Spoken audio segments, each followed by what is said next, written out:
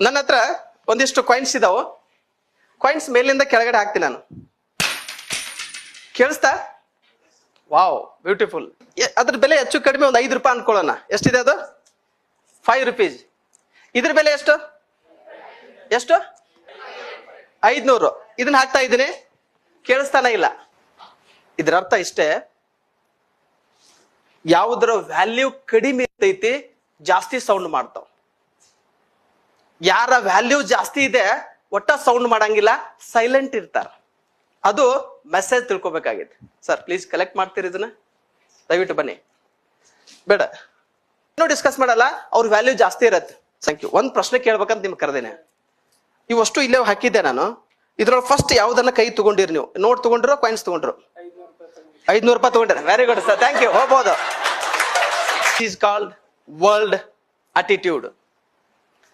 ಸರ್ಕಾರ ಅವರೇ ಹೇಳಿದ್ರು, ಅದಕ್ಕೆ ಕರ್ಸಿದೆ ನಾನು. ಅವ್ರಿಗೆ ಯಾಕೆ ಬೇಡ ಅಂದೆ ಅಂದ್ರೆ, ನಿಮ್ಮೊಳಗಡೆ ಒಬ್ರು ಹೆಂಗಿದೆ ಮೈಂಡ್ ಸೆಟ್ ಹೆಂಗಿದೆ ಅಂದ್ರೆ, ಯಾರ ಹತ್ರ ವ್ಯಾಲ್ಯೂ ಜಾಸ್ತಿ ಇದೆ ಅವರೆಲ್ಲಾ ಚಿಲ್ಲರೆಗಳನ್ನ ಬಿಟ್ಟು ಆ ವ್ಯಾಲ್ಯೂ ಜಾಸ್ತಿ ಇದ್ದವ್ರು ಫಸ್ಟ್ ಪಿಕ್ ಮಾಡತ್ತ government of India or government of Karnataka. ಉಳಿದಂತ ನೆಕ್ಸ್ಟ್ ಏನಾದ್ರು ಇದ್ರ ಚಿಲ್ಲರೆಗಳನ್ನ ಆಯ್ಕೆ ಮಾಡಿರಲ್ಲಪ್ಪ, ಚಿಲ್ಲರೆಗಳನ್ನ ಆಯ್ಕೆ ಮಾಡ್ತಾರೆ. ಸೊ ಇವತ್ತಿನಿಂದ ನೀವೇ IAS, ನೀವೇ KS ಆಫೀಸರ್ ಆಗ್ಬೇಕಂತ ನಿಮಗೇನಾದ್ರೂ ಇತ್ತು ಅಂದ್ರೆ, ಪ್ಲೀಸ್ ಇನ್ಕ್ರೀಸ್ ಯುವರ್ ವ್ಯಾಲ್ಯೂಸ್.